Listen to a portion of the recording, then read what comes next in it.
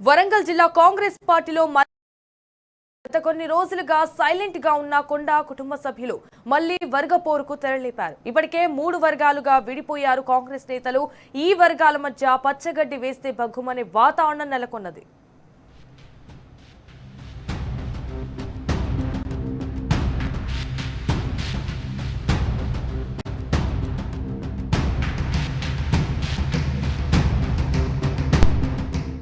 వరంగల్ జిల్లా కాంగ్రెస్ పార్టీలో వర్గపోరు వీధికెక్కింది. కొమ్మాల శ్రీలక్ష్మీ నరసింహస్వామి జాతర సాక్షిగా మంత్రి కొండా సురేఖ భర్త కొండా మురళి, ఆయన కూతురు సుస్మితా పటేల్ చేసిన వ్యాఖ్యలు ఇటు వరంగల్ తూర్పు, అటు పరకాల నియోజకవర్గాల్లో చర్చనీయాంశంగా మారాయి.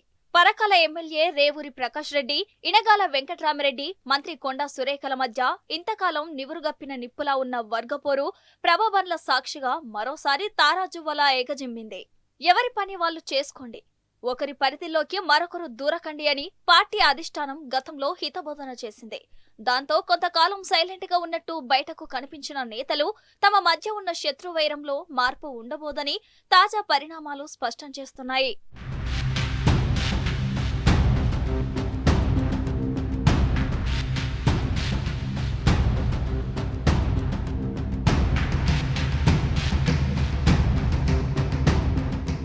కొమ్మాలలో కొండా మురళి, ఆయన కూతురు సుస్మితా పటేల్ చేసిన వ్యాఖ్యలు యథాపలంగా చేసినవి కావని, వారు స్పష్టమైన వైఖరితోనే భవిష్యత్తు కార్యాచరణకు ఇప్పటి నుంచే రంగం సిద్ధం చేసుకుంటున్నారని పార్టీలో చర్చించుకుంటున్నారు.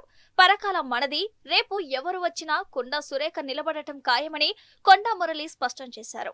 దక్కన్ సిమెంట్ వ్యవహారంలో రేవంత్ రెడ్డి అనుచరులతోనే గొడవలు పెట్టుకున్నామని, ఇక ఎమ్మెల్యేలు, ఇతర నాయకులు ఓ లెక్క అన్నట్టుగా మురళి వ్యాఖ్యలు చేయడం పార్టీలో కలకలం రేపుతోంది.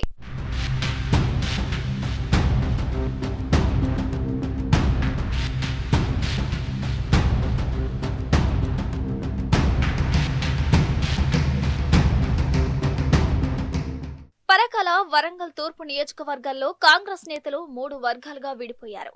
పరకాలలో ఎమ్మెల్యే రేవూరి, మాజీ ఎమ్మెల్సీ కొండా మురళి వర్గాలే ఉండేవి. గతంలో కూడా చైర్మన్ ఇనగాల వెంకట్రామిరెడ్డి రేవూరి వర్గంలోనే ఉండేవారు. కానీ జాతర ప్రారంభానికి ఒక రోజు ముందు గీసుగొండలో ఇనగాల వర్గీయులు ఎమ్మెల్యే రేవూరి ఫోటో లేకుండా ఫ్లెక్సీలు కట్టడంతో వాటిని ఎమ్మెల్యే వర్గీయులు చించివేశారు.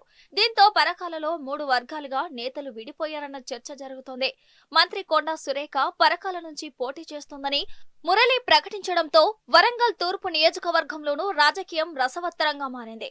మంత్రి కొండా సురేఖ, ఎమ్మెల్సీ బస్వరాజు సారయ్య వర్గాల మధ్య పచ్చగడ్డి వేస్తే బగ్గుమనే వాతావరణం నెలకొంది.